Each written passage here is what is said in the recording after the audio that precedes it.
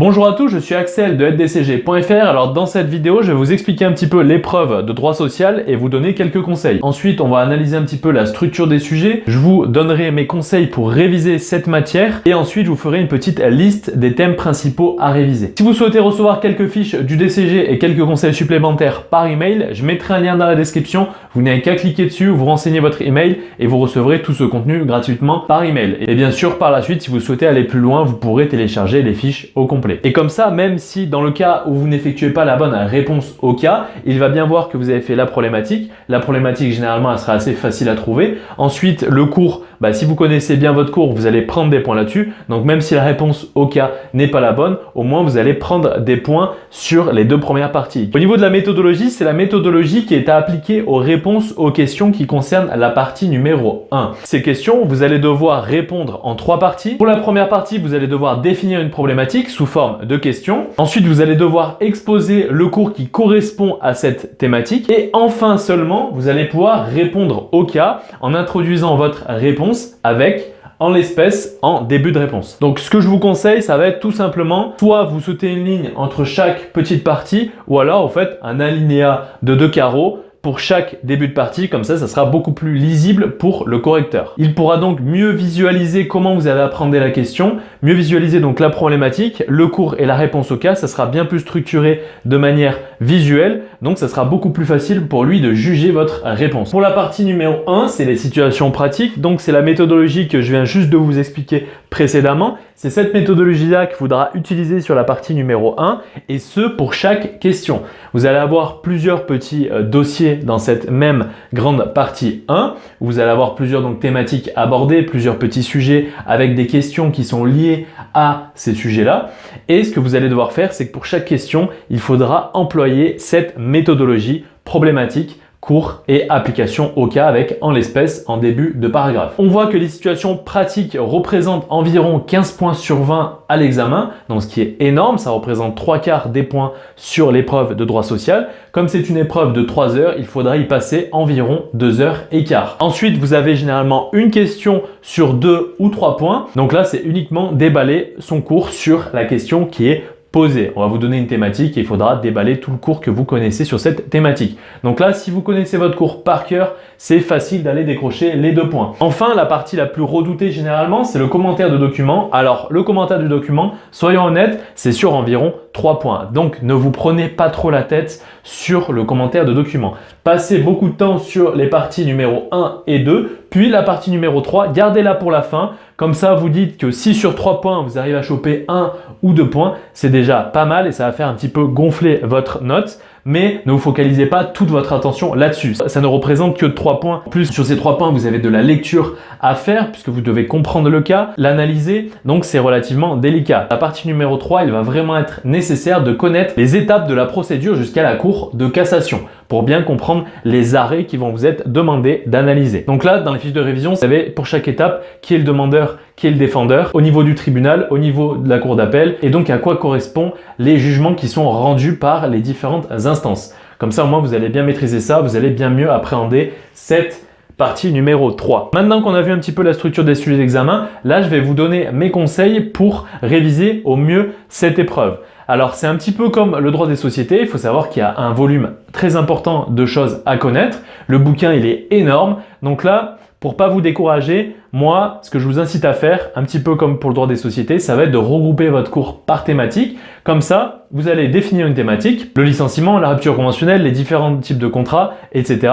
Et une fois que vous avez défini une thématique, vous allez aller dans le lexique, vous allez prendre les mots qui se rapportent à cette thématique, vous allez les fluoter. Ensuite, vous allez aller sur chaque page où ce mot intervient et vous allez un petit peu synthétiser tout ça. Comme ça, vous allez regrouper par thème grâce au lexique. Ça vous évitera de feuilleter votre bouquin 500 pages, de partir de la page numéro 1 à la page finale. Là, vous en sortirez jamais. Par contre, si vous regroupez par thématique, vous allez voir que vous allez plus facilement arriver à dégrossir votre bouquin et en plus, ça sera beaucoup plus facile à apprendre car vous aurez regroupé par thématique. Donc maintenant, dans le cas où vous avez déjà vos fiches de révision, ça va être tout simplement d'utiliser les méthodes pour apprendre facilement et retenir votre cours. Là, ça va vraiment être de bien maîtriser vos thématiques. Une fois que les fiches de révision sont faites, il faut vraiment les apprendre, les intégrer, les comprendre, puis bien intégrer aussi la méthodologie de réponse. N'hésitez pas à aller faire quelques sujets d'examen une semaine avant de passer vos épreuves, comme ça bien réintégrer la méthodologie à appliquer, bien recomprendre les trois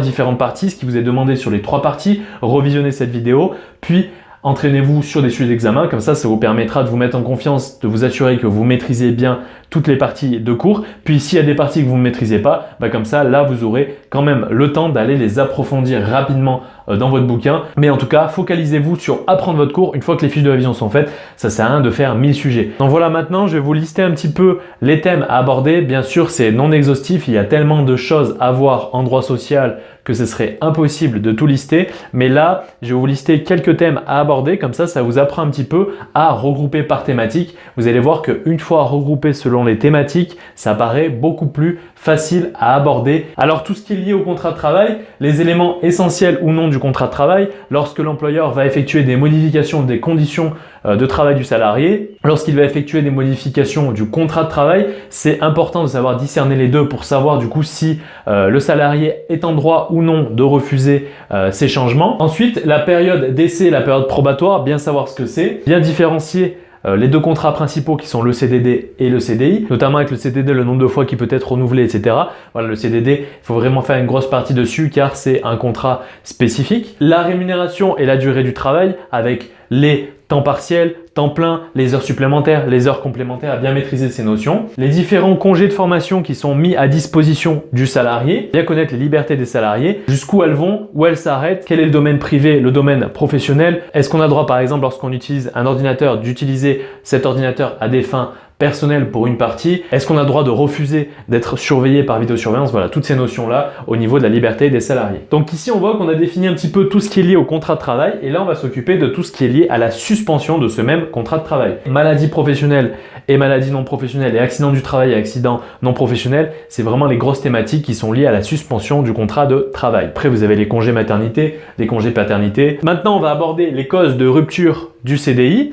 Alors, j'ai listé un petit peu toutes les causes possible. Ce que je vous conseille de faire, c'est que sur chacune de ces causes, de mettre une petite partie courte qui explique ce que c'est et ensuite une partie qui explique la procédure à suivre pour chacune de ces causes. Donc il y a la démission, le licenciement, donc le licenciement pour motif personnel, pour motif économique, donc bien définir les procédures et les caractéristiques de ces 2 types de licenciement. La prise d'acte, la rupture conventionnelle, la mise à la retraite, le départ volontaire à la retraite. Donc voilà, toutes les causes principales de rupture du CDI. Donc comme ça, elles sont listées. Vous voyez qu'au final, une fois qu'on liste, c'est beaucoup plus facile. Vous faites une fiche sur chacune de ces causes de rupture avec le cours et la procédure à suivre et déjà vous avez une grande partie du cours sur toutes les ruptures possibles qui est maîtrisée. Vous êtes sûr que parmi toutes ces causes, vous allez en retrouver au moins une dans le prochain sujet d'examen. Enfin, les représentants du personnel, avec les délégués du personnel, les comités d'entreprise européens, le droit de grève, la négociation collective. Généralement, vous allez avoir au moins une question sur cette thématique-là. On peut vous dire, voilà, une entreprise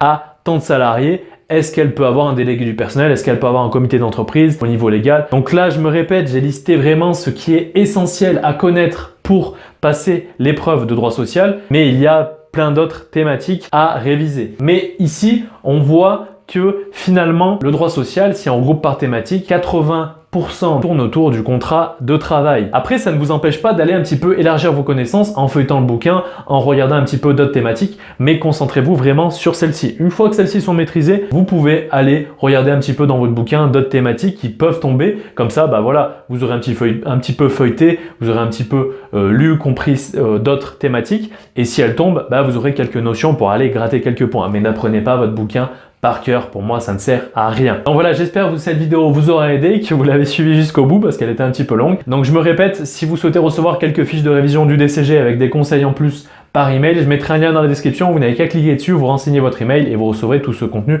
gratuitement par email. Quant à nous, on se dit à la prochaine.